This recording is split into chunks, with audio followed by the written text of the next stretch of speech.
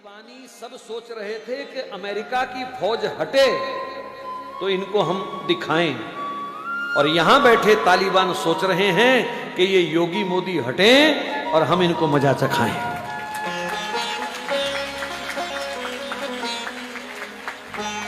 और अगर तुमने इनको खो दिया तो फिर अगले 50 साल तक, जब तक हमारी जिंदगी, मैंने इसलिए 50 बोला, जो बैठे हैं कोई 50 जिएगा, कोई 20 जिएगा, कोई 10 जिएगा, भगवान के हाथ है वो तो। सिवाय रोने के हमारे पास कुछ नहीं होगा, हाथ मल मल करके छाती पीटने के सिवाय हमारे पास कुछ नहीं होगा। मैं उनका पक्ष सिर्फ इसलिए लेता हूं कभी कभी क्योंकि इन्होंने हमारे धर्म की सेवा की है, इन्होंने निष्काम होकर के हमारे देश की सेवा की है। ये वंशवाद को लेकर के नहीं लड़ रहे, इन्होंने अपने बच्चों के नाम एफडीआं नहीं कराई हैं, इन्होंने कोई अपने 800 करोड़ के बंगले नहीं बनाए हैं, इन्होंने कोई इत्र की फैक्ट्रियां भी नहीं लगाई हैं। इनका जो कुछ है वो देश के लिए है, देश के हित में है। एक प्रधानमंत्री की मां और 10 बाई 10 के कमरे में रहती हो तो उस बंदे के तो चरण धो के पीने चाहिए हिंदू समाज को।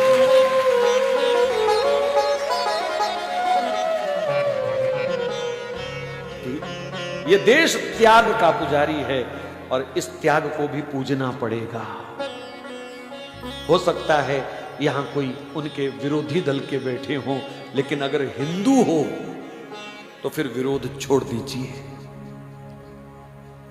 बनता ही नहीं है विरोध करना भैया, किसी भी एंगल से विरोध बनता ही नहीं है। वर्तमान समय तो कहता है एकजुट होकर के आंख बंद करके समर्थन करो बस। जो मेरे देश के साथ खड़ा है, जो मेरे धर्म के साथ खड़ा है, जो रामकृष्ण के साथ खड़ा है, जो गाय माता के साथ खड़ा है, हमको उसी के साथ खड़े होना है, बस बात खत्म।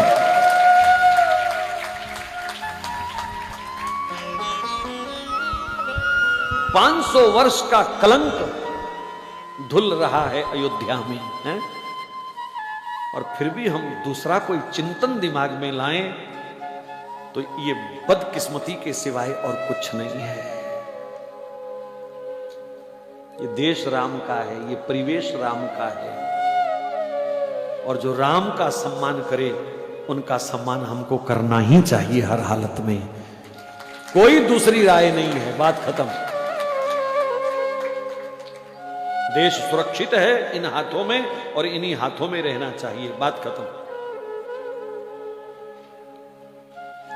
बस हम तो एक ही प्रार्थना कर रहे हैं कि जब चाय वाला जाए तो गाय वाला आए, बस।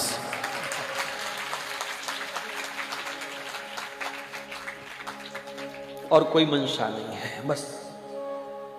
ये परमात्मा ऐसी विभूतियों को कभी कभी कृपा करके भेजता है। धनुष बाण लेके स्वयं वो बहुत इमरजेंसी में आता है, अपनी विभूतियों को वो भेजता है। और ये भी विभूतियां हैं हमारी, इसलिए आंख बंद करके समर्थन करना चाहिए। ये मेरा आपको व्यक्तिगत सुझाव है, बस, और कुछ नहीं है। ये व्यक्तिगत सुझाव है। देश विदेश में बहुत लोग कथा को सुन रहे हैं, लाइव भी सुन रहे हैं, बाद में भी सुनेंगे। मैं सबको प्रार्थना कर रहा हूं कम से कम अपना हित पहचानने की आदत डाल लो अब।